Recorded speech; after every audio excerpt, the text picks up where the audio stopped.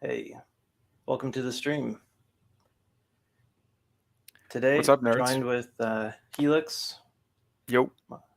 And as our guest today, we got Zach. Welcome on. Hey. And Rocco. Hey, I will never not love that intro. Yeah, it is pretty sick. And we'll have a couple more people joining us later too, if they make it. We'll see. And to our, one viewer, welcome. We already have a viewer? I was being optimistic. Mirror on the wall. Maybe that's just like I don't know. It's like when you have one viewer on Twitch, it's like just you watching yourself so you can moderate things. But you have the moderation panel open for nobody. But So tonight's topics, let's say transhumanism and cybernetic implants. I think that could be I think there's a good crossover there, you know? And yeah. What's the role of AI in that?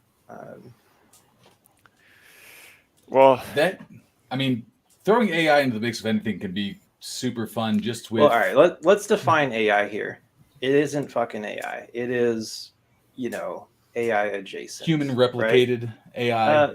Yeah, machine learning to help augment things, but not true AI. True AI, and we're just all dead instantly. That's true AI would be able to draw an actual hand. And yeah, but can you draw a hand? See, okay, so that was my point. That was the thing that I was going to bring up. That's like, all right, we're safe from AI because they don't know how to draw hands. But that was actually kind of sick. Your vape cloud turned into the cuppa. Anyway, Nazi sign. Check us out. On a Switch. So do you guys remember in that movie I, Robot, where Will Smith asks the robot, it's like, oh, can you like compose a beautiful symphony or draw a beautiful drawing? It's like, we're getting there. Like there are things that the AI art is turning out. Like wasn't there an AI art that like won some art contest that starving artists were really upset about? Someone submitted their AI generated image, but to be fair, like to craft that image, the amount of effort the person put in to edit its description, like that is art. When you have to go, it's as much art as literature, poetry. Like poetry is art, and that is just a bunch of words thrown together to create a picture, to paint an image. I don't really see that much of a distinction. I don't think it's going to replace all of our artists, but for the super crazy dreamlike stuff, it's already there. And I don't know, if you feel like writing 1,000-word essay that describes an image, you will probably end up with a picture, right? Yeah, I think you hit the nail on the head there, because it is very good once you get that granular. It takes a lot to get as granular as you need to get the picture that you want output. Yeah, I think it is just like with Photoshop. When Photoshop came up, everyone would say, "Oh, that's cheating. That's too easy. That's whatever." Yeah, exactly. But hell, it's not easy. Now it's just a tool like others. How will you trust photos anymore since Photoshop? Could you imagine? Could you imagine hiring a photographer or videographer who didn't already know how to edit and compose and color grade his raw photos? Like, that'd be unheard of, So every single image you see is processed. If it's from your phone has massive amounts of built-in processing. They even have the basic AI chips on all the new phones. You know, it's just, it's just technology, you know, catching up with things. Remember, So we're let's living take in it- the future. Let's take it one step further then. So what if we like are starting to depend on AI in quotes, like for proposals for something that could be acceptable? Because right now, like, it's still in the training phase where it's like, hey, give me an art of Garfield eating lasagna, and it'll spit out 9 images, and you get to pick which one like you like the most. But like, to pivot into the transhumanism thing, what if you tell an AI, hey, I need a left arm prosthetic 3D model to print out, and then it'll spit out like 9 different versions of what it thinks you want, and then you can say, "Hey, all right, this one has far too many fingers. No, thank you. This one has 2 elbows that don't end in a hand. No, thank you." And then like See, eventually they I do. don't need the one with a face on it. But Yeah, that would be Just great. look at it. Like, That'd be fitting cool. prosthetics is very difficult, and you know, having to have someone with the skill to do the modeling for you, you know, it'd be great if it could do that. But my thought on where some form of AI plays a role is, without a good brain interface, I can't have, you know, my hand have all these nice functions. You got to put a bunch of sensors on other muscle groups, and then you retrain yourself to move those muscle groups when you intend to move one of the robot fingers. That's a whole difficult process. What if this AI just contextually watched what you were up to and operated your appendage where, you know, the way you want to? It sees you reaching for a glass of water, so it just assumes you want to pick it up, so it grips the glass and lets you pick it up. You know, like a predictive feature. It might not be perfect, but I think it's within the realm of what we have available right now. And I think with the way that they're able to kind of like the speech to text recognition, the way that they're able to narrow down or adjust or adapt to your particular speech patterns or the way that you speak, I think they would be able to do the same with the way that you typically operate. Let's say your missing limb. Yeah. How about, you know, eye tracking, right? So it knows where your gaze is, so it would select the correct thing on the desk that you're reaching for, not just whatever is closest. Um, these all seem within the realm of what we could do, and probably kind of necessary, unless, you know, that neural lace happens. Well, talking about that and the brain machine interface, have you ever heard of NextMind? It's a company that got bought by a French company, but they were doing a lot of that. Same thing as Yeah. the The external headset with the Mhm. electrodes. something like the back of a baseball cap. I've been trying to get my hands on one for like quite some time because the demos and the tests and everything looked super promising and better than your what were like the $100, the $80 chips you could get that were in the $40 Star Wars kits you could buy. Because those I was just going to bring that worked. up. The Jedi trainer. Yep, they worked. So that one was Kind more of- like a that was more like a resistor. Like it Yeah, detects the resistance on the skin, like as you're like flexing and concentrating. yeah, It's a little and- gimmicky, you know. and that's exactly what it was. It was basically just testing the variance in and because you could wet your head and you could make it output differently, and it just always seemed to. It was an analog device, obviously, but the outputs ever seemed to be like just digital in the fact that it was on or off in the way that you could always interpret it because there was never any applications that were built for it that were kind of niche enough to make it worthwhile to have anything more than It on was or fun off. as a game, though. I did have one for a time. It was very difficult, mostly because it was, you know, really shitty. Yeah, but I want to see how they like the next one was the next thing in that kind of really piqued my interest. So I really want to see how we kind of go forward from there. And unfortunately, they got bought by some company and kind of stopped operations. But I mean, there's a lot of promise from their media, which I mean is a lot different than the actuality of it, I'm sure. But it seemed to be a lot of promise there. So I was kind of curious what what could have been there, you know.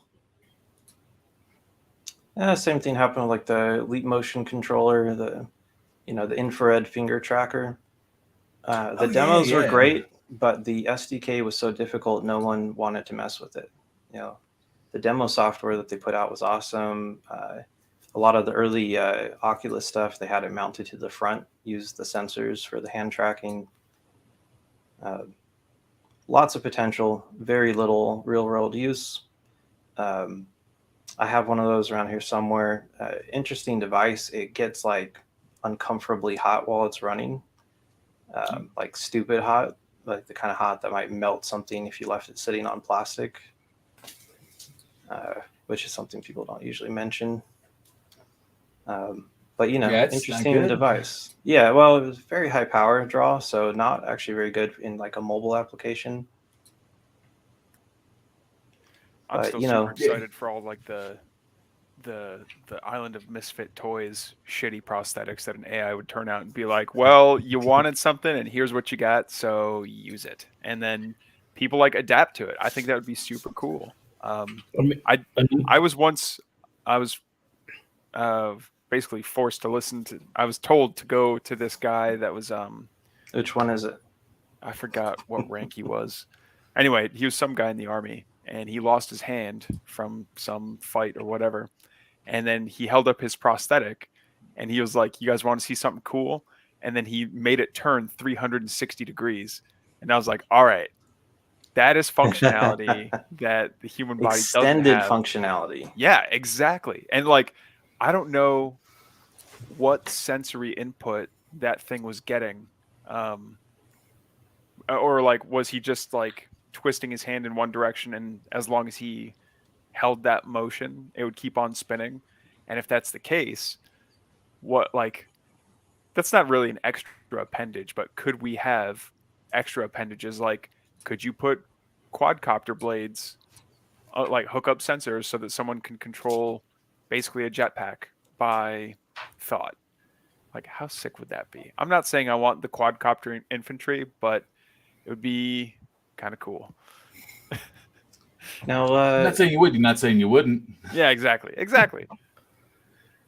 I'll show you guys something here. Let's see who posted this to our group. This was from Kanar. The website is Sougen, SOUGEN.co, and it's their microverse platform. Pull up the share here.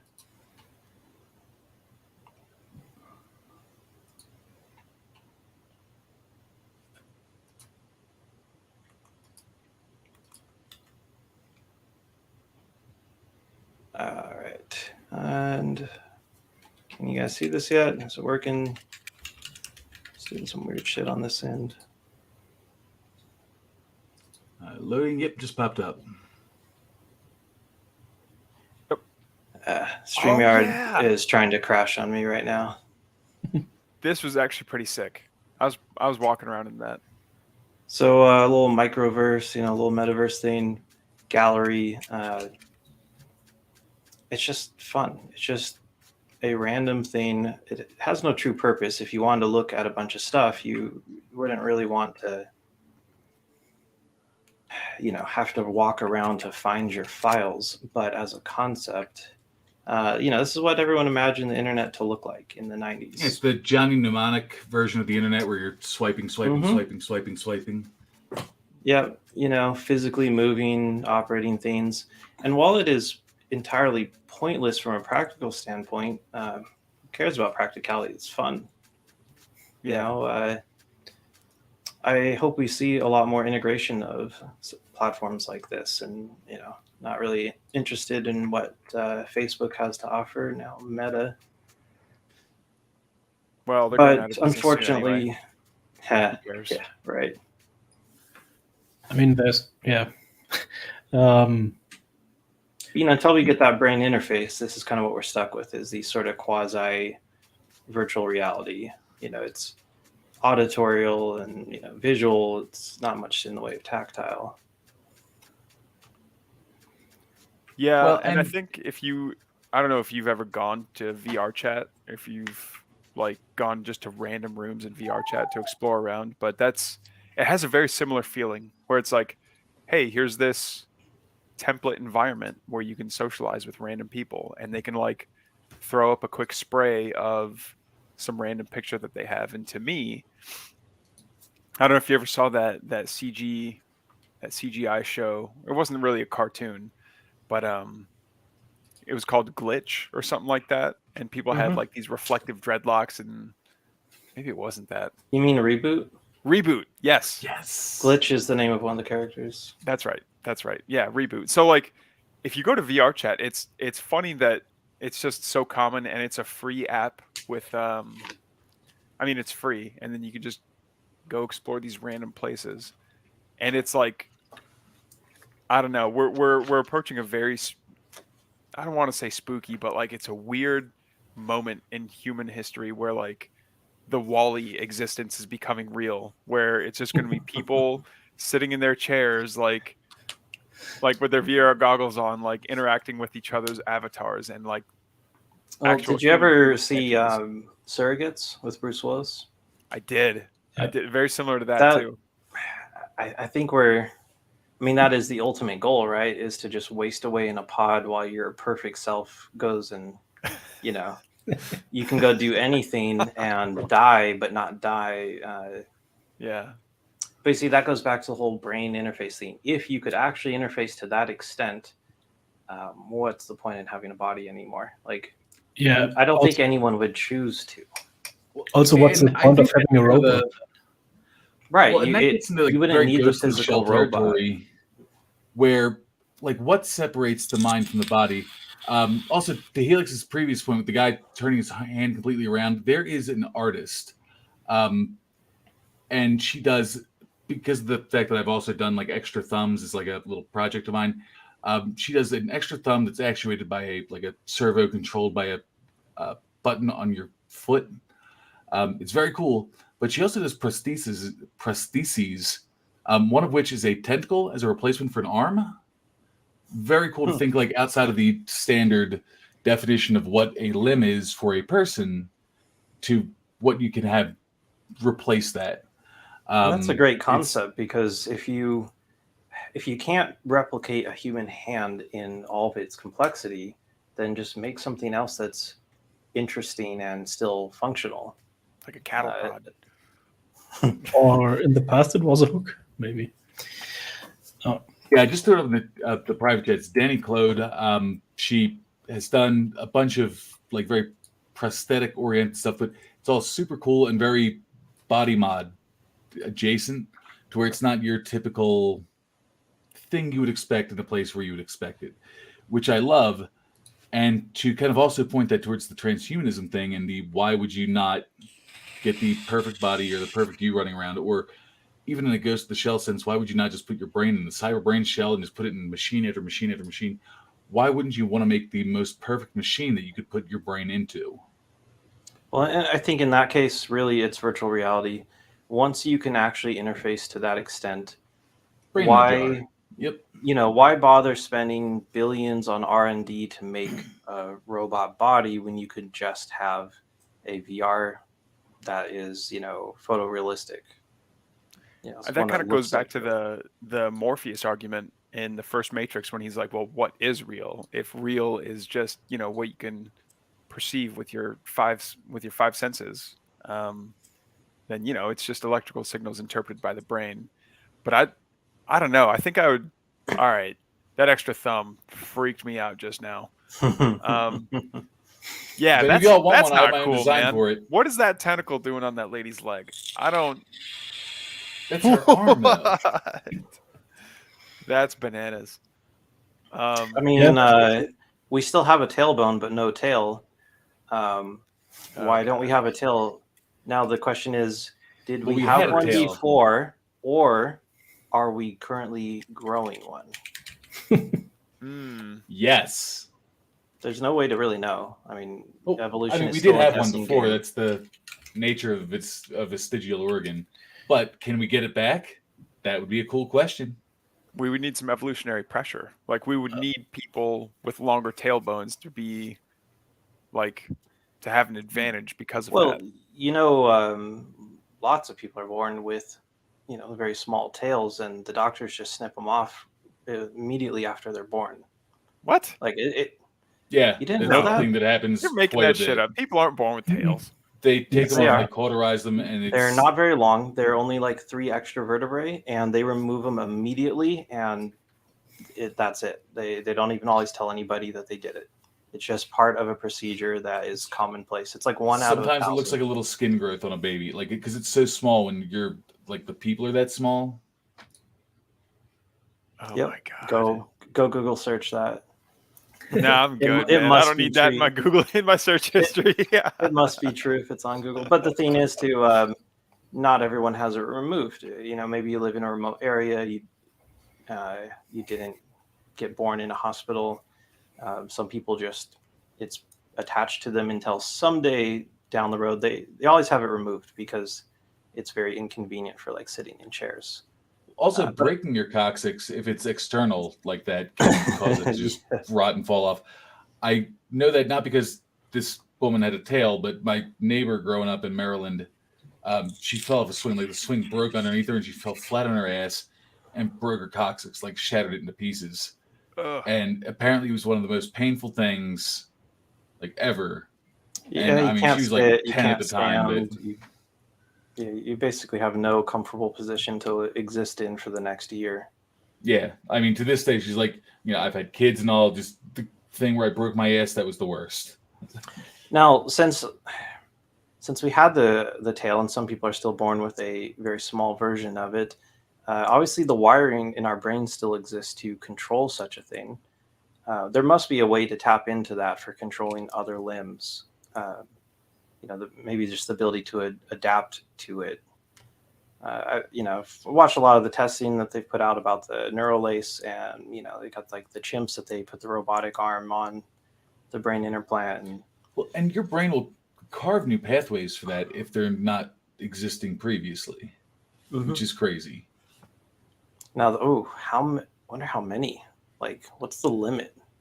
Could you? Oh have yeah, there you go. you have 8 arms? Like, And that's what I'm saying. It's like, what is the most efficient or craziest like robot body we can just slot our brains into? Because it doesn't have to be humanoid in any sense of the like meaning humanoid. Yeah.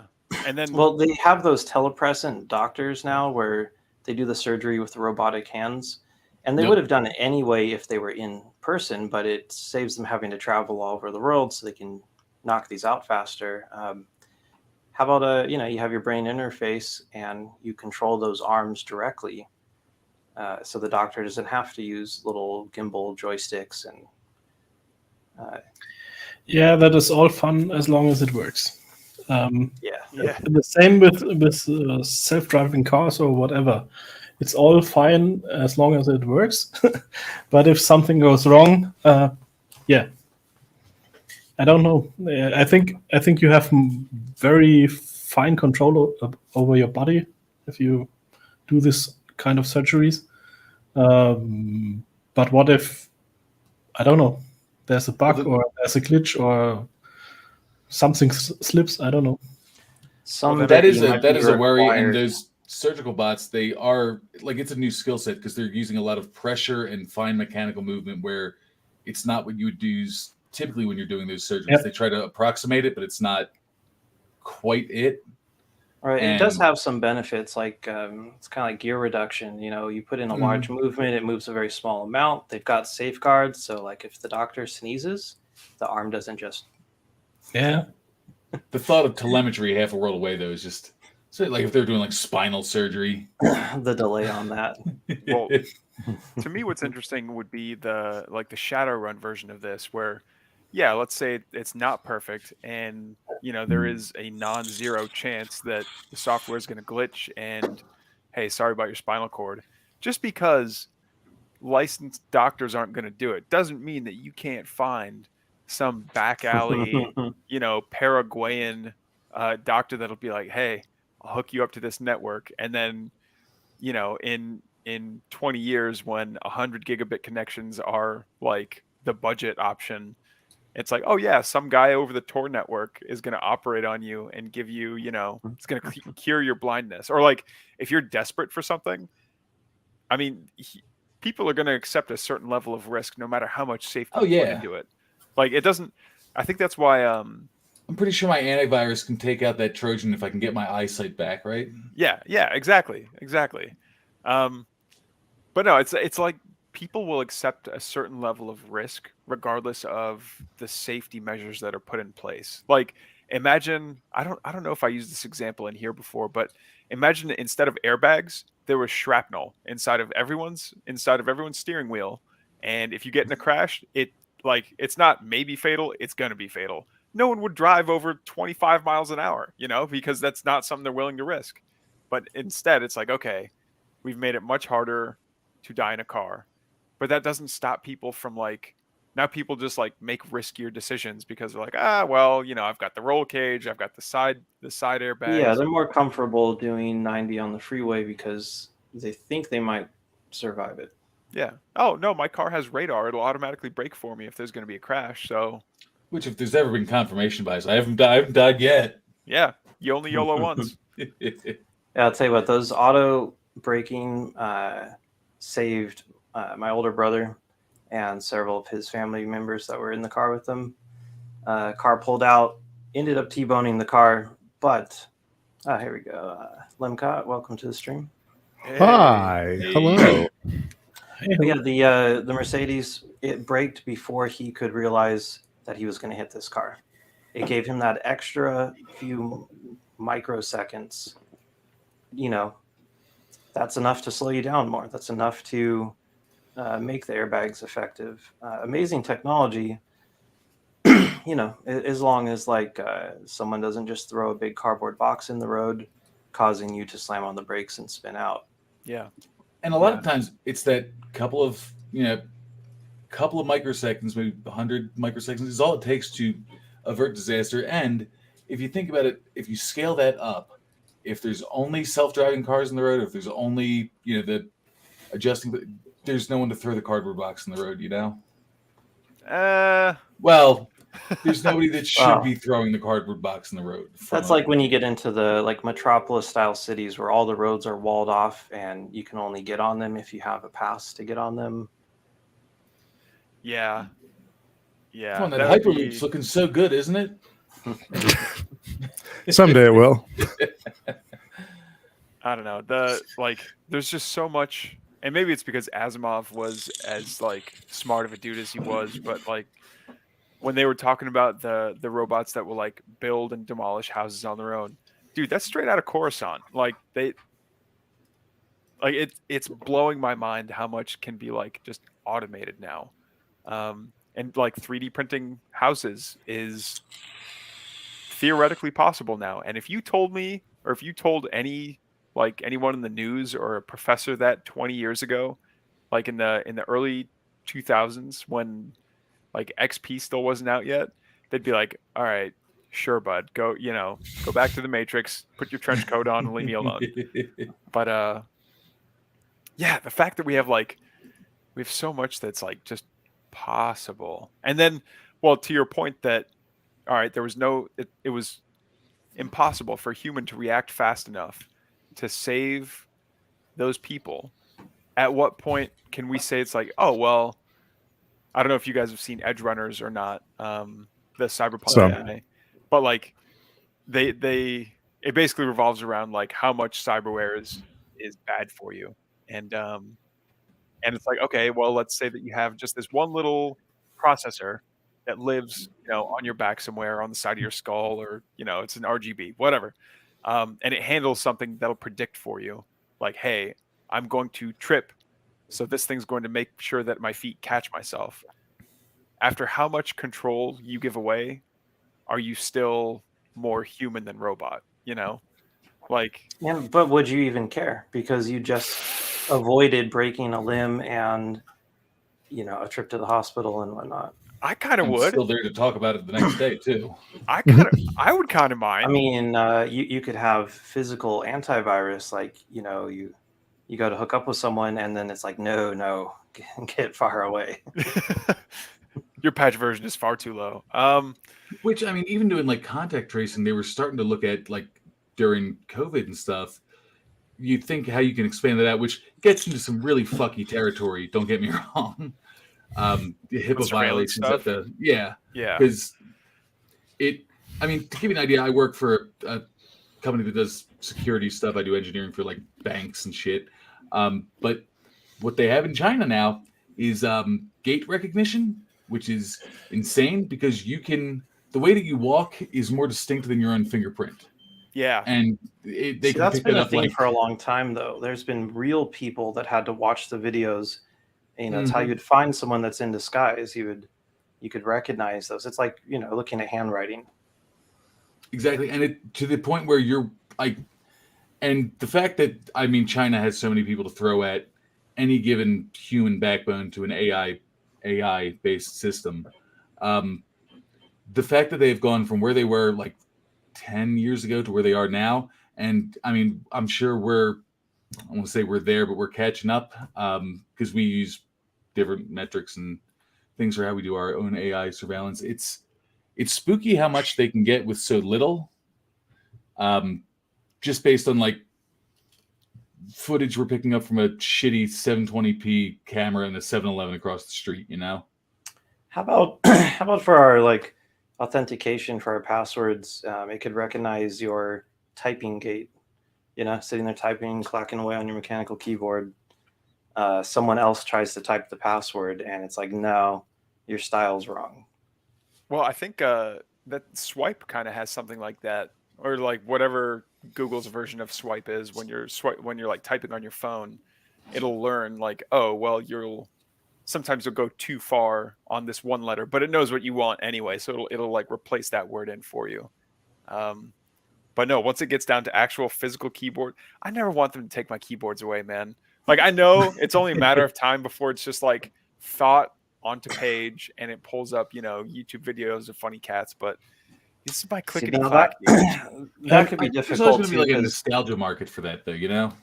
There's a, all those random thoughts that pop into your head, like the things that we do externally are filtered from all of the random shit. Imagine you're on YouTube in your brain interface, and you have the attention span of a squirrel.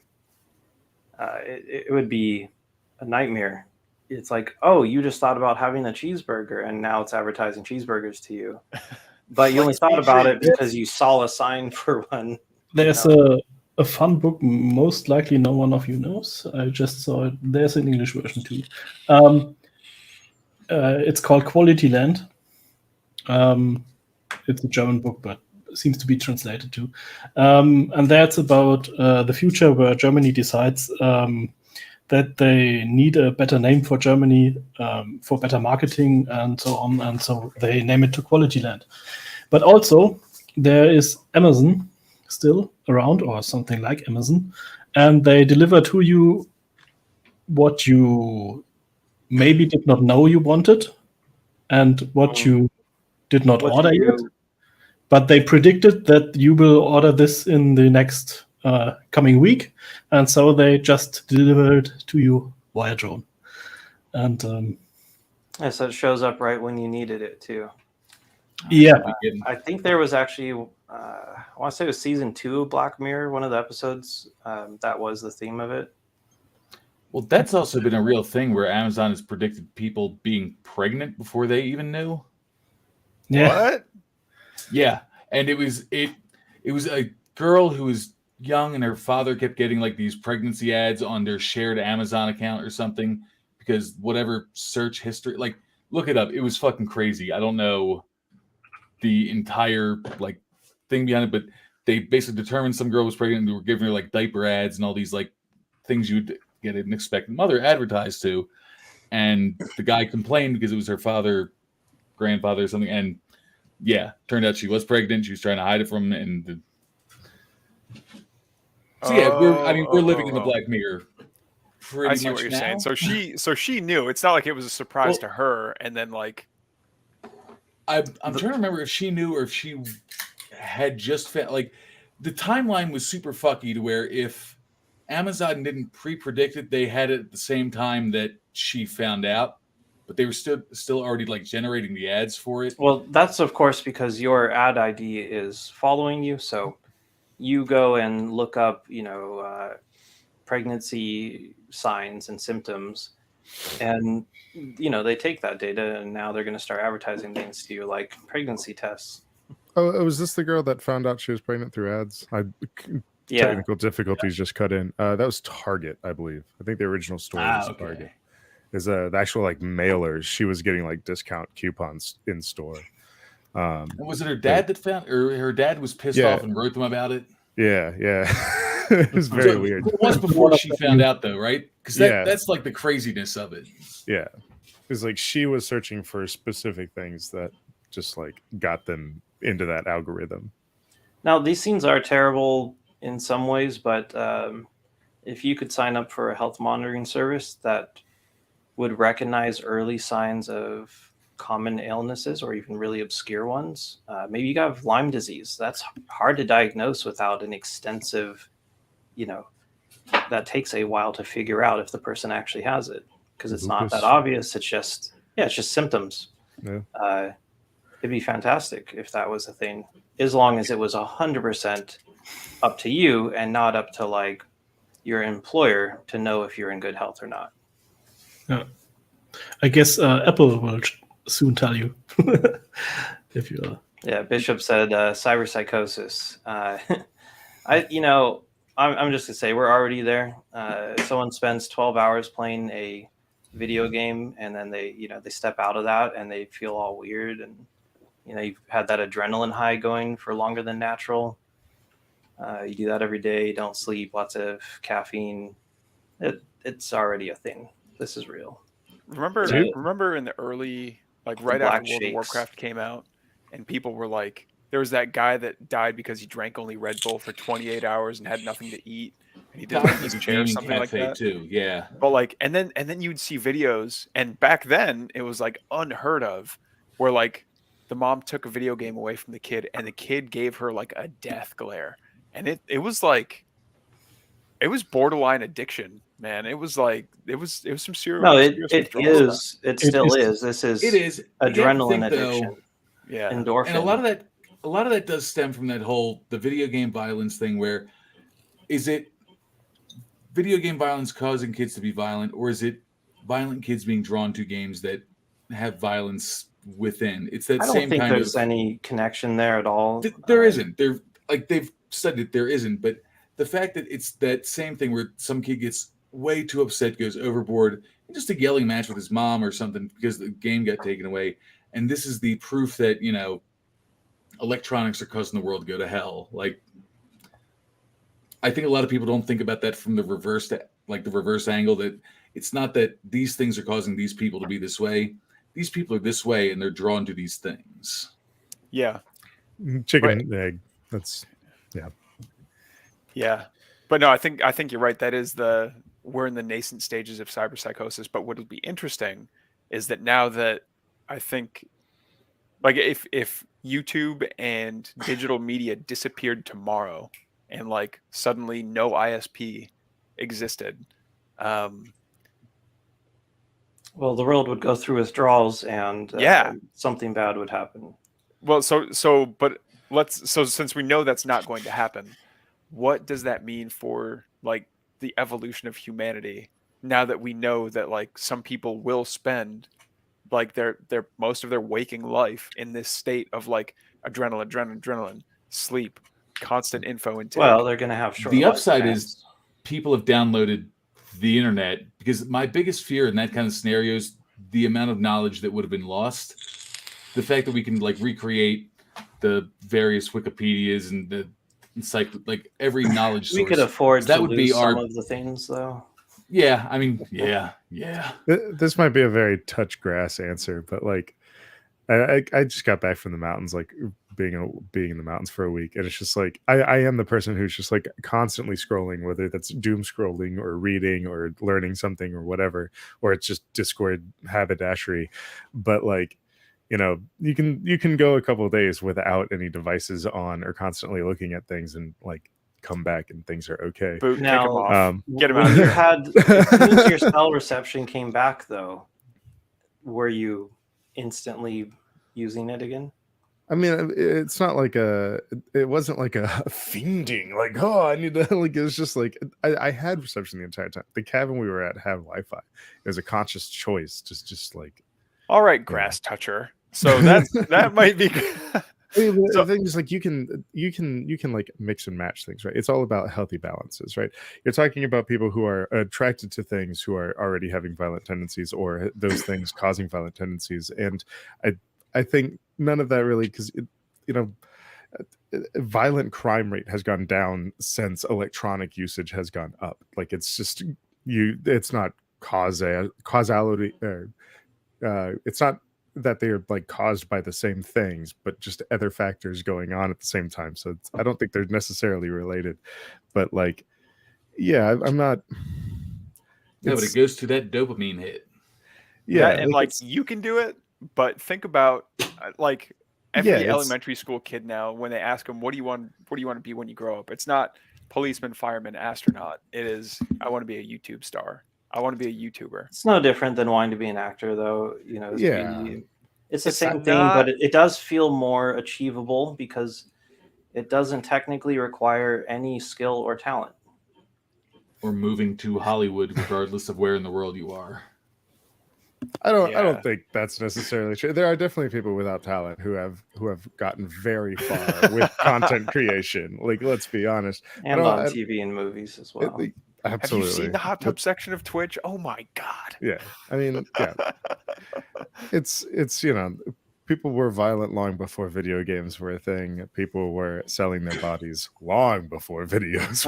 I was just having a conversation with a friend the other day, and we were talking about like what you could use automation for, like your mental health. Like when you get home, why do you have to turn on a bunch of switches, adjust the temperature, put on some music? Why do you have to do all this stuff? When you get home, the house should just, sense your presence and adjust the lighting to like your mood, to your temperature and stress levels. You wake up in the middle of the night to take a piss. Why don't the lights automatically turn on dim and like a nice cool, soundtrack for like Babbling Brook plays. It's like nice the future is here. You can do all of those things. Yeah, it has motion sensor. It's just that you have to cobble something together, sign up for a cloud platform. It's the non-commonplace nature of it. Like, but for your mental health like that, to avoid the cyberpsychosis, to bring yourself down from that adrenaline high that you've been in, that endorphin high, you need to kind of like have that time to just relax and level off. Like, go out to the mountains, go take a hike. I hike. I'm not in great shape, but I can still make it to the top of a mountain. And, that is so much more fulfilling than a video game, but a video game can give you that instant rush, which, we were talking about some brain implants and stuff. What's the world going to be like when you can literally just dial up your endorphin level, when you can just press a button and instantly shift your brain from, oh, I'm stressed out, everything sucks, and then boom, you're stoned digitally. Eventually, it doesn't feel the same. You're jacking on. Well, so you say it eventually doesn't feel the same. If you're using the same thing over and over, I was seeing this, and it was, a batshit documentary, but it was about psychedelics and how they used a sub-zero crystalline process to synthesize one of the base ergots that was used in LSD, and how they can use that to make hundreds of different psychedelics just based on this one basic building block. Yeah. You can't get tired of it if you're constantly switching it up, which I'm not, promoting drug use from a synthesizer the whole way, but I think as time goes on, there's going to be ways around the boredom aspect. Well, isn't that the point of coming up with new social media systems, new formats, the shorts versus long form content? It's to keep, you got to keep introducing a new platform, a new thing for people to get excited about. The new phone that comes out every 6 months, it's the same as the last one. Yeah, it reminds me of when what was it Snapchat that first had the and then like it had Vine. Like it was Vine. It was Vine that had like the 10-second long clip, and then it took off, and then Vine, it was eBum's World. Well, you can make them as long as you wanted on eBomb's world, but like I think it was interesting that there was a maximum limit, because I don't know if that was just the nature and they were like, hey, let's make a platform that only has short clips, and then it got bought out by Facebook, or if they Yeah, 'cause- knew, hey, in every action movie you cannot count to 3 Mississippi before there's a cut to a new scene, or in a commercial, like the volume always like ramps way up, which annoys the shit out of me, and then like the cuts to different scenes happen every 2 or 3 seconds, and it's like, yeah, people have known about this for a long time, but is Now that you mix in a necessarily bit of good machine for learning us? and AI, and it starts getting better at predicting our wants and I hate desires. that, And dude. I don't want but the then human soul to be again, quantified. if it does a good job of it, would you hate it, or would you Yes. just have a happier life? Would you Okay, hate it, or so would you know you were supposed to hate it at that point? Because I- the thing with Vine is it was, X amount of years too early. It just missed, whatever dip in the algorithm it needed. But now I again, if that was not capitalistic, if it wasn't just to drive content to sell ad space, if it was actually something that you enabled for your own good, you know, uh, maybe your next order of groceries, it swaps out the bacon for some turkey bacon, and maybe instead of soda, it just has some sparkling water, because it detects that you're becoming a fat bastard and you need these things. I think Um, I think Japanese looks really cool, especially when you see it in like wallpapers or in video games and stuff. But if I understood Japanese, it would just be words to me, right? It would be something that I could understand. So if I need a little bit of mystery behind what people want, what I want, like if I can just look up, it's like, oh, I can literally answer every question about myself because the machine knows it better than I do. It's like, no, man, let me have a bad day. Let me, I think we'd be losing some of the experience. I- let me Now, try what if that to was a checkbox you could just leave unchecked? let me Would try Yeah. that to be like satisfactory, or would the fact that there is the option out there just be ruining it for you? let me try to coalesce all these thoughts we just kind of like smatter together. Like even going back to what was Boots was saying, like just walking into a room and having everything like generated depending on your mood and how you're feeling that day. When you're talking about social media, like walking into TikTok and getting your For You page totally just handed to you, algorithm, everything that you want to see, what you already want to see. Like kind of going back to even what I said before, that going out and touching grass, going out and just kind of shutting off and logging off. It goes to comfort versus being able to withstand being uncomfortable.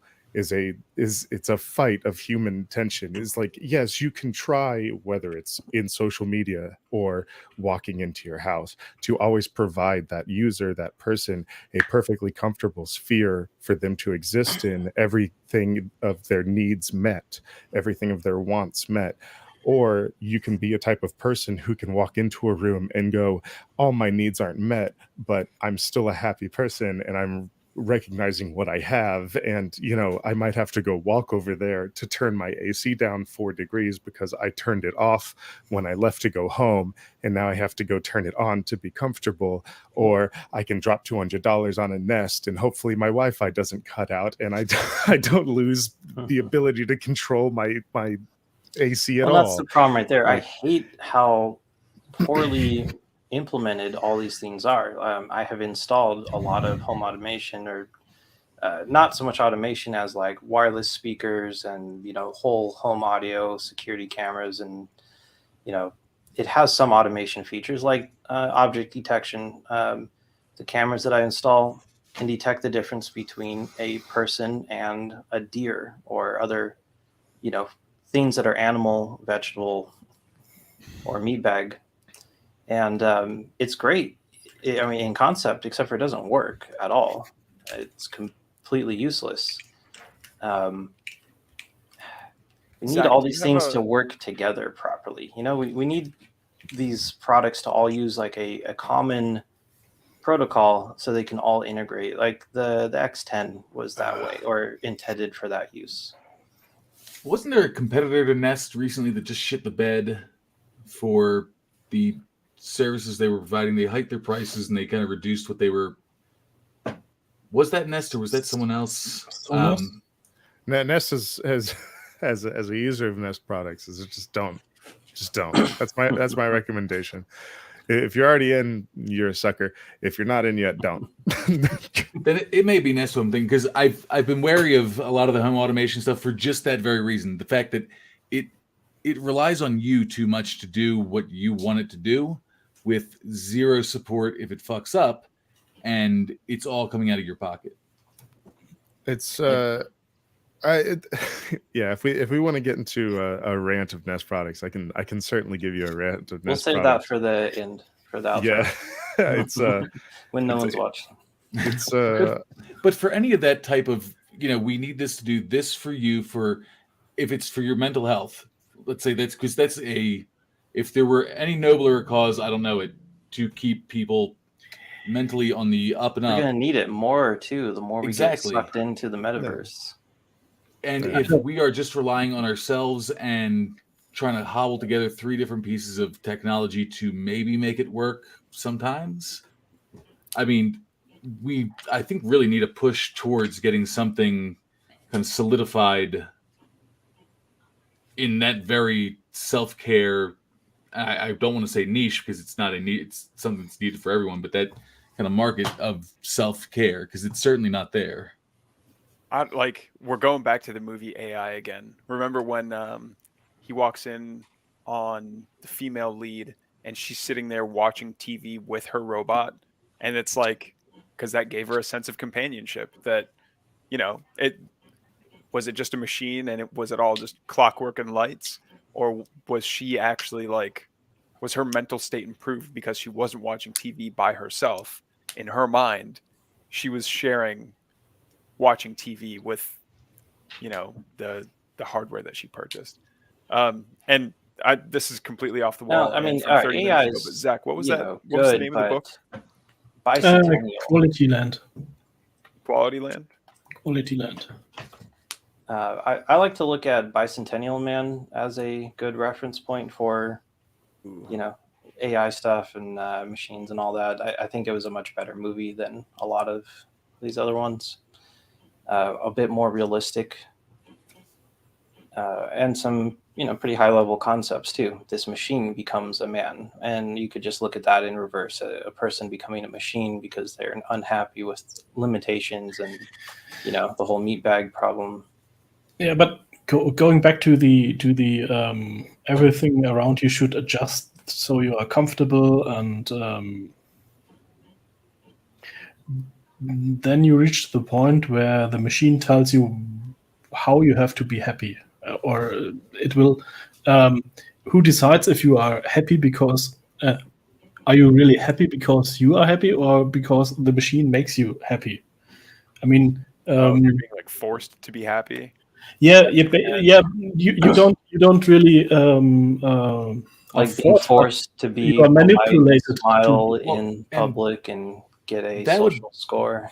That would beg what level of integration you have with that machinery to where it's determining your comfort level. Is it exactly determining that based on implants that you have, or determining based on reads of your body from certain scans or metrics, or what is supposed to the optimal for X human being? I'm a fan of home automation. I like it when I at night go out and want to go to the toilet and the light goes on in a dim light. Yes, I like that. But I decided that it will do that. Yeah. And so I'm fine with it. But if my house would suddenly decide, okay, now you want pink light when you go out because there's a 3% chance that you're happier after that, then I would not be happy with that. Now, but to an average person, an average user, someone who has no technical ability or desire for it, it'd be great if it just did it for you, and it was just it was just there. Yeah, but that's the same, basically the same topic as with surveillance. If you have that machine that's making that 3% qualification for you for that pink light, would it not also know that specifically, because of your level of scrutiny of it, would cause that to not work for you and adjust accordingly? We're back to chicken and egg though, because Yeah, you need but, to learn but that if it somewhere. if it does that, it would trigger me also that it would not change to something I don't like. So I would always feel manipulated.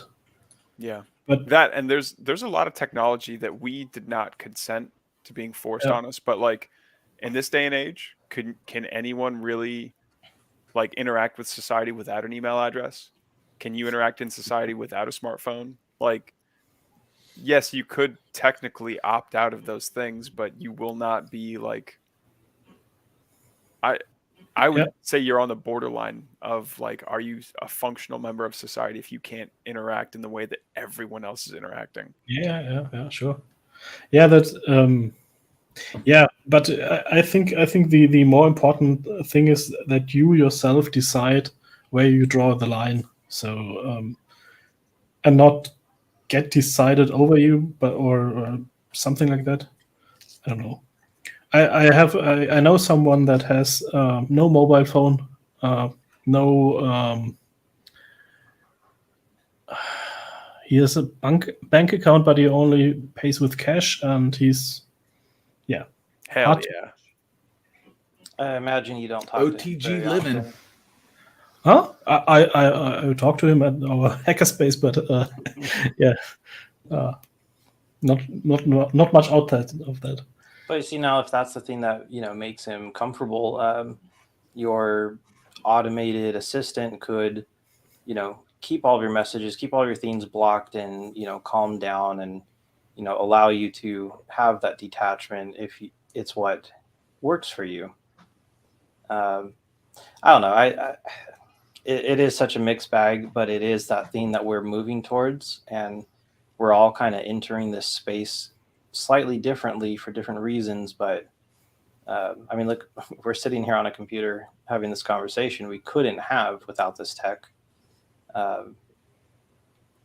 It's all about personal choice of risk. It's how far do you want to take it? There's a lot of people who look at a room of 30 people they've never met before, and they just, all the blood will rush out of their face, and they go, I'm way too nervous, I can't walk in there, I don't know any of those people. But they'll look at a Discord of 35 people and voice chat, and they'll go like, oh, that looks fun, and they'll jump right in. Well, yeah, and that's a learned skill, though, is being able to go into a room and address a group of people and interact. And well, not just address, but even just like a mingle, even if you don't say anything, even just being in the room with that many people can just like send people into a frenzy. But those same people can walk into a Discord room of 35 people just talking and feel safe. And and there we is will a certain take level of things- dehumanization that occurs when it's just a username too. Yeah. Yeah, but there's also like there's also other people who look at the term, who actually read the terms of service for Discord and go, I'm not even going to sign up for that. That's their level of risk. And it's like your hacker friend who doesn't have an email and doesn't sign up for anything and just shows up in person. That's his level of risk. He says, you know what, I can go out on Wednesdays and meet at the hackerspace and go shake hands and meet people that are interested in the same things that I'm doing. That's his personal level of risk. Whereas his personal level of risk is like, I'm not signing up for Discord and talking to those same exact people because I don't trust that application being on my computer. And I'm not picking on Discord. Obviously we all use it, but like everybody's personal level of risk, like even when it comes to things like transhumanism, it's just like, I want that chip in my eyes so that I can, record things and see things and get weather updates in my own eye, and other people go, you're fucking crazy for even considering that option. Some people go like, oh yeah, I'd totally just replace my left arm with a robot arm. That would be great. And other people are, actual amputees are just going like, you what? Everybody has their own level of risk that they're personally willing to take to either get a benefit, a utilitarian benefit, or a creature comfort, or just communications, whatever they want out of it. It's all personal level of risk. That level of risk, that that adjusts with time. Technology becomes so ubiquitous that you either have to or really should. Mm-hmm. Even the Mennonites have cars now and cell phones. But then the question is, are they actually better off for it, or are they just forced into it? Will eventually, will we reach that point where, people are resistant to it, but it becomes necessary to have that implant to go work at a certain certainly career choice. Maybe it's the thing you've been going to college for and working towards, and then it turns out that, now there's this new implant and you got to operate the robot arms with this implant, and you have to have this to be competitive. Then you're There was an a- exemption to get the non-implant pass. Yeah. There was one of the Ender's Game sequels. I want to say it was like Xenocide, or maybe Yeah, there Speaker was for more the than Dead. one of those. Oh man, there's like 14 books in that whole universe. Anyway, House Atreides. That's okay, never mind. One Also of a those. good but no, one of them is like where they encounter this this primitive species. Like they find another intelligent species, but it's really primitive, and so of course they interact with them, but they don't give them any technology, and they start naming them, and they accidentally name one of them Arrow, and so like the Neanderthal turns around, and's like, well, what does arrow mean? And they're like, it's a thing that comes out of a bow. I'm like, what's a bow? And then so they're like, did we just like give archery to these people? And then suddenly one tribe has archery, so they invade this other tribe, and like it's just chaos because they accidentally named the wrong person a piece of technology. And then, but the moral of that whole book, I think, is that more technology to like what we consider underdeveloped is one of those imponderables. Like the nature versus nurture thing is like, does anyone know if the human personality is better, like is more determined by the biology or by how they're raised? And it's probably a mix. And I think the same thing is true of tech. Like, can you necessarily say completely that by giving tech to Mennonites, like should the Amish be on Tinder? We don't know. Like maybe not. Like maybe some good things will come out of that. But I think Should I install this microphone speaker box in my house to listen to me all the time? Yeah. Should you trust that torrented program you're going to download into your brain? Only when you're on Rumspringa.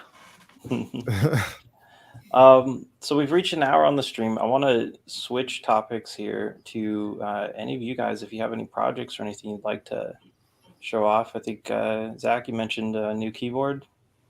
Yeah, always keyboards. Yeah, I'm starting to build Cyberdex, and most of the time the keyboard is done, but the rest is still missing. Yeah, I mean the last keyboard I finished was Corny, completely wireless. Nice. Work setup. Helix, have you built a Corny keyboard? I have not. I need to order switches. I know you sent me the PCB like a 2 year years ago ago. almost, but it's still going to get built. Yeah, so in this case, it's low profile with Kale chalk switches that I tape modded. The plate is acrylic, which I added a mirror vinyl. Yeah, 3D printed case. Here, The microphone. I'll give you full screen here so you can. Okay.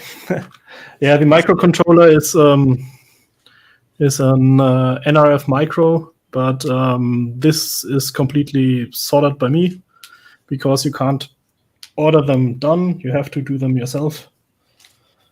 Yeah. So okay, we'll add it to the camera. Yeah. So you built your own controller board for it. Yeah. The it's an open source project. I ordered PCBs, ordered the parts, and reflowed them mostly on an what's it called? On a toaster oven. No. And The wave solder? on an iron which you use to flatten your clothes. Oh, just a clothing iron. Yeah, a clothing iron. An old one which goes high up enough, and flipped it over, put it in the vise, cranked it up, put on the PCB. Yeah, that is one. And the other thing, if I should ever do another YouTube video, this will be the topic basically. This is from an old. I recognize that as a Pi Pico. Yeah, it's a Pi Pico. Yes. So the keyboard is from an old. what was it called? Bubble Jet something. It was a kind of a typewriter with an inkjet printer attached to it. And I reverse engineered it and made a little adapter board for the PiPico. Yeah. And for the PiPico, I also wrote a little program which I will make open source, which can reverse engineer your matrix basically from your keyboard. Oh, that's fantastic. I have it's a HX20, the very first laptop ever made. The keyboard on it is actually kind of nice. It's like the ancient cherry black switches on it. It has one of those ribbons coming off of it. It's a diodeless keyboard. And what I ended up figuring I would do is just flip over the circuit board and using a cutoff wheel, cut every single trace that connects everything together, and then I can just hand wire the key switches. But they are quite common. I also have one next door. Did no one do a reverse engineering on the keyboard? No. It should not be too hard, I guess. Maybe I'll find the time and do it. But basically what I did is I wrote a little program for the PiPico in MicroPython to make it as easy as possible. And the idea is you hook up all the wires to the IOs of the PiPico. And then, how did I do it? I guess you first have to guess columns and... No, you don't. You have to do nothing, but you just press one button after the other, and it tells you which pin of the PiPico is connected to which. And it will print that out as a keyboard. So this thing is basically acting as a keyboard. And if you hit the, top right button, it will say, okay, this is digital pin this and this. And then you hit them one after another. I also... you just then assign that combination to whatever key it's supposed to be. Now, for now, you just hit every button, and the end of the line, you hit your enter button. And in the end, you will have a text document which shows you one after another which pin is connected to what digital pins. And then you can see, okay, there's my columns and there are my rows. And that it is really cool. should that spit it right out. there is something that would be great to share for everybody. I think there should be something like that, but I did not find something, so I made it myself. But yeah, working on a video, but there's almost no time. The good thing about the stream is that it is late at night when everyone is asleep and I have time. But usually it's Just 2 a.m. Just cuts now. into your sleep. Huh? Just cuts into your sleep. Yeah. But tomorrow is a bank holiday, so I'm fine. Nice. So I could make it. But that is what I'm working on. Hopefully we'll have a video. If not, I will just release it like that. I might have to, borrow a couple minutes of your time. I have a PiPico over here, and it's that same kind of ribbon cable coming off of it. I've got the edge connector for it. I have the original motherboard still, and I've always wanted to do something with it. That's been the thing that's kind of stopped me from building that case into a deck. Is I either replaced the keyboard or spent a lot of time hand wiring it, and that was in the HX20. What do you mean? Or? Yeah.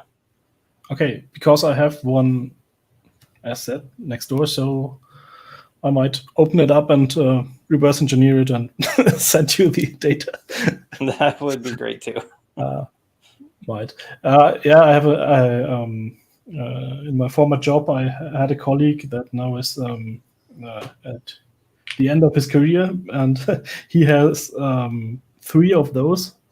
And I was always looking at them, and he was like, "Yeah, this is the most broken one. Take it." And I'm like, yay!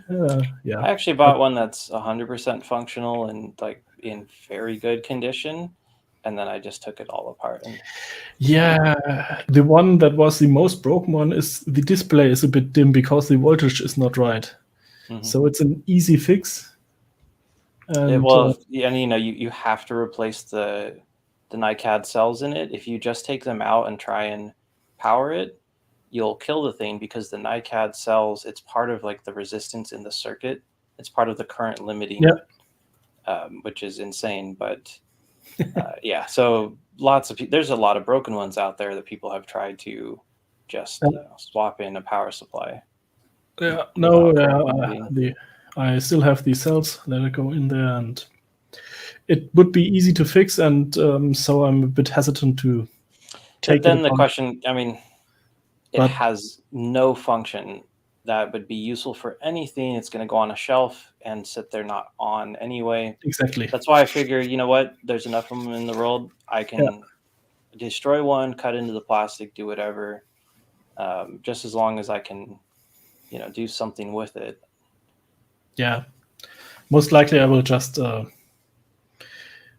take it apart, but non-destructive, and use it as a deck. And if I don't feel like it anymore, I will just build it back. You know what fits real perfect across the top is that 7.9-inch ultra-wide wave share display. It's a near perfect fit. You just have to extend the cut a little bit.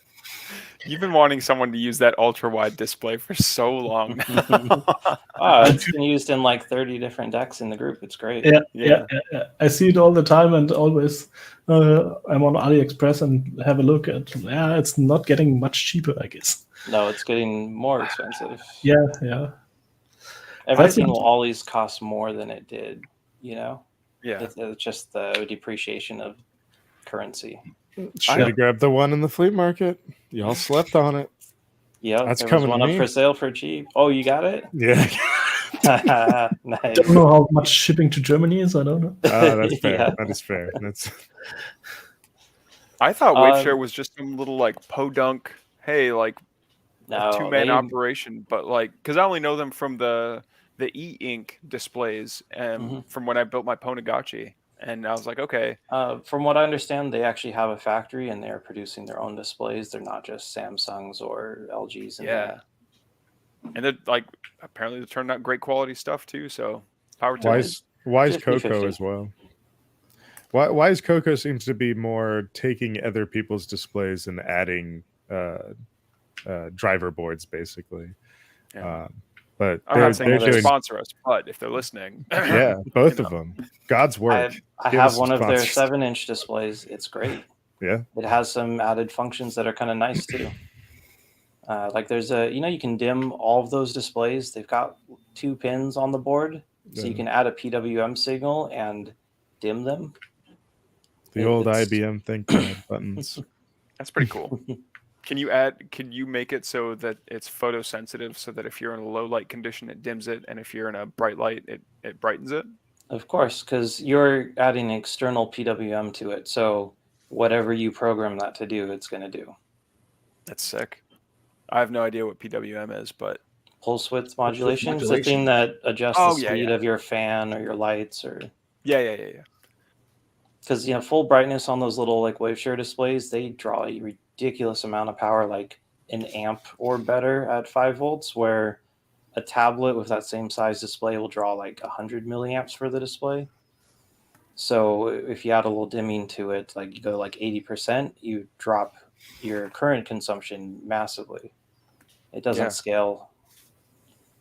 Actually, I think that's a feature we haven't seen yet in deck is auto dimming, which isn't. I mean, it's not as cool as like handles, but it's still pretty cool. It's not as cool as an easy button. Speaking of handles, have you used those handles I sent you? So I have the Commodore 64 shell. I have my keyboard. I've scrounged a Raspberry Pi. Like the parts are all here. I just need to assemble them. Either that, or I'm going to like bolt them to each other and then just have like a keychain made of just two handles that are attached to one another. I sent Helix some handles with a package. They had a dual purpose to actually stiffen up the package and keep the PCBs from flexing. I was kind of worried about the thing getting crushed in shipping, but also just because it was kind of funny because of some long discussions we had about about cabinet handles and. Well, portability is a thing, man. Like if you can't grip it, like I don't know, if everything gets too sleek and too like, oh, it's a single pane of whatever, and you can't like. It's like, grip oh, I've onto got it. glass on the back of my phone. Cool, it slides off everything it touches. So you put a case on it, and now it's twice as thick, and you might as well have just bought a thick phone that didn't have glass on it. There you go. Rocco, do you have any projects you'd like to bring up? Yeah, a couple in the works. As you can see, my home office area is a mess. I'm working on that workspace organization thing. I just finished up the filming portion of ordering cheap SSDs online and figuring out what makes them tick. Give you a hint. They're all janky Chinese knockoffs of Samsung devices that have a single SD card in there that emulate 16 or 32 gigs or terabytes of space, whatever they're hawking.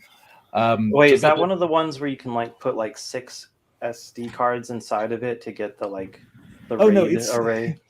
It's not even that complicated. What they have in here is they have a single SD card that is formatted to spoof, and it's all held in there with, I don't know if you can say it, glue. It is, and I don't think the front is even spelled correctly. I put you full screen. Show that again. Mobile SSD. Pick it up. Like, it is the jankiest. This was all filled with glue, kind of rattling around, and there was a single SD card in here. This is a 32 meg SD card that was formatted just to make it look like it had, I think, 16 or 24 terabytes in there. So that's what happens when you tear those guys apart. I bought a couple of those to tear them apart, see what made them tick. And now I have dismantled my home workspace, so I feel like my skin is crawling every time I'm in my office, just so I can kind of build on the organization from the ground up, just to see what it takes to organize like a well-working, well-oiled kind of workspace, get everything organized, get all of your equipment in a easy to work with, easy to tabulate fashion. Hey, and you'll be the first person to ever do that. It is, and I'm not even like that fastidious of a person. It is just my nightmare being surrounded by this much like just stuff everywhere. So you can't see that this wall back here. This is just digital, and behind it is just a mess of a shop. I don't know how you do it. Like I have boxes and stuff just strewn on the floor. I don't want to tilt the camera down unless you see my shame. Yeah, I feel like I'm just going to step on Legos every time I'm walking in and out of here. It's great. Actual Legos, though? There's some, I'm sure. Somewhere. That is a very unique experience, is stepping on a fresh, like, 4x2 cube, with the sharp edges still. Oh, yeah, the 4x2s. Those are the worst. Mm-hmm. That and a D4. Just. Ooh, all right. Yeah, D4s are basically just caltrops. Mm-hmm.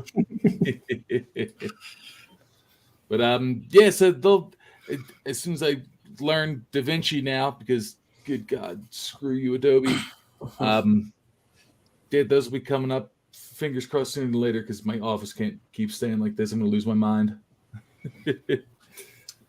Now I joke and I say nobody can clean up their space. Limcot's workshop is actually looking pretty good. I was hanging out with you when you were moving shit around and rearranging it. I like your dual desk setup, the way you can slide back and forth without much effort. Keep the mess in one spot, there we go. There's the money shot.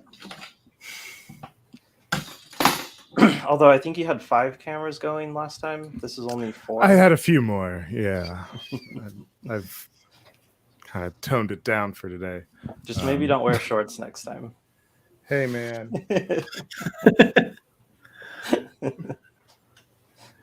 There are some Shorter. gym shorts. Shorter.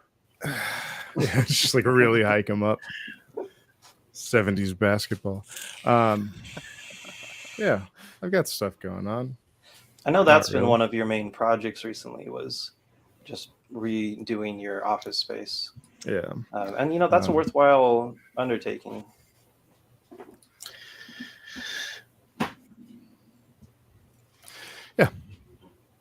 There's still some audio lag on that other one, so I still prefer to shoot here.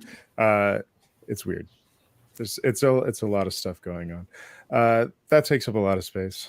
I got a Pinecil V2, so I'm actually soldering things again. I haven't soldered anything since March because I just hated my old soldering station that much. And it's waiting for the V2 to come out, and there we are. I'm just going to throw this out here. I threw it out in the Discord yesterday. I need somebody to help me make this thing. I just want to throw a Pico on the side of a PC fan, 12 volts barrel jack in, and a potentiometer, and you can sit there and control the speed of the fan. That's all I want. And you could plug that same all I want. output into a Waveshare display to control the backlight. It's literally the same thing, even the same frequency range. I don't know. This isn't for a display. This isn't for a CyberDeck. All I want to do is throw a PC fan, a spare PC fan on the end of one of these like microphone arms to use it as like a soldering thing. Like I can just take that fan and just like position it wherever I need to. Just to blow the fumes away from your face. Yeah. Ping me after this. We'll get together. We can get something for you. Yeah. Because if we control the ARGB on an RGB fan, as well as the speed of the fan, that's the I see. yeah, I was like, why a microcontroller for that? yeah, Okay. yeah, no. Yeah, okay. I Yeah. see. Yeah, it's not too hard. No. I recently I got a new backlight. See it right here? I see that. It's a backlight. You're welcome. I got a Harbor Freight deal. I got nice big shop lights, 4-foot long LED bar shop lights for like $12. Go to Harbor nice. Freight. They're great.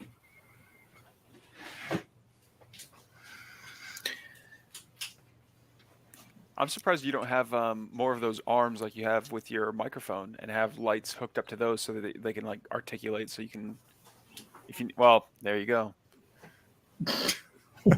Yeah. Now that right there, that's like the handiest tool. Yeah. It's very magnifying good. glass with a lens Very around good. it. I mean, is someone of you good with reverse engineering RF stuff? You could just record the signal. You hold the Yeah, controller. record it. the thing is, the lights above me are 2.4 gigahertz. I have So that a one's not RF. hack RF and Oh, replay attacks. sorry, I thought you said IR. No, RF. Yeah, but it's 2.4 gigahertz, and the 433 megahertz stuff is easy to reverse engineer. But that one, I don't know. I could record it with my hack RF and could replay it, and it works. But I would like to use a cheap microcontroller instead of my hack controller. That sounds like something you could do with like Kismet or Wireshark or something. Like actually just record the packets that are being transmitted. I doubt there's anything complex. Probably no password or encryption. No. It will be most likely something like Bluetooth. Oh, I don't know. We'll see. Yeah. Zigbee. Something fun. Yeah.